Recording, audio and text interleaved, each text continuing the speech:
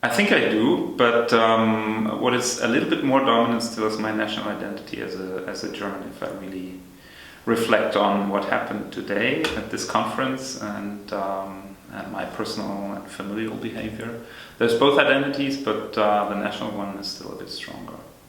I'm having with my family now a second home close to the Polish border, where I am just able to cross the border on a daily basis for shopping.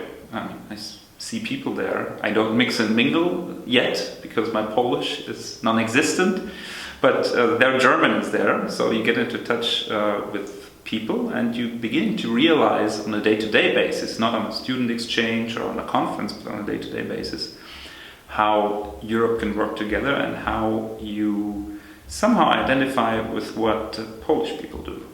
So, and I guess that's the reason where you can find something of a European identity that is shared and that is common across borders.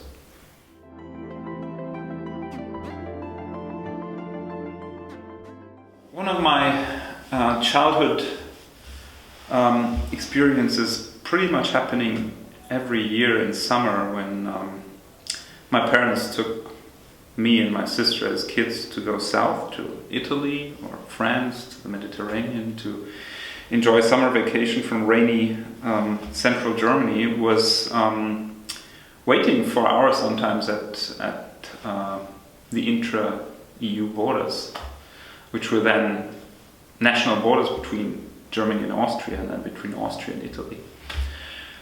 And I always remember it being a sort of a tense, exciting moment because, I don't know, I mean, border guards in Western Europe were not bad people, but every once in a while you'd have to, take your car out and pull out everything.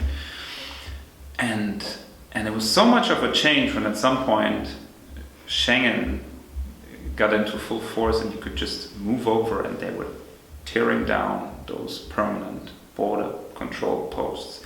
And you still see that you're crossing the border, but there's nothing there. So that is not one day where it happened because it was a process, but definitely a formative moment for my feeling of living in Europe.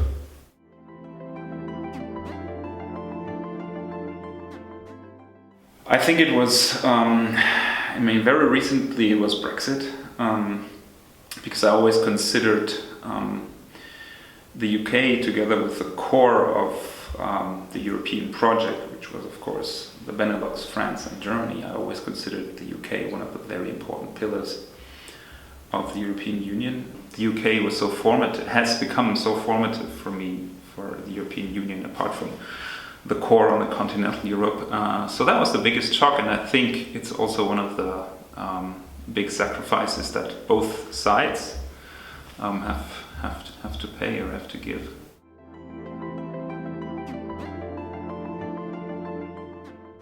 I mean, for me as a German, in retrospective, the fall of the Berlin Wall was the most important and the best moment, because it ended, at least for some time, conflict, which was right in the center of Europe. Although at the time I was a teenager, I wasn't really cherishing it. I was just beginning to be interested in politics. But looking back, definitely this is the moment that I experienced. That was the best.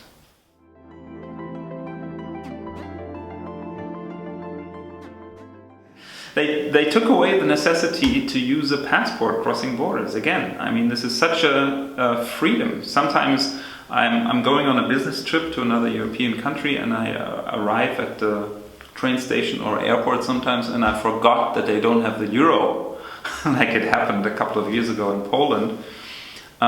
So if this is your only problem, well, we're well off, right? That's a gift. I can just go there, book a train ticket, go to France. Take care of nothing else. That's probably the greatest gift.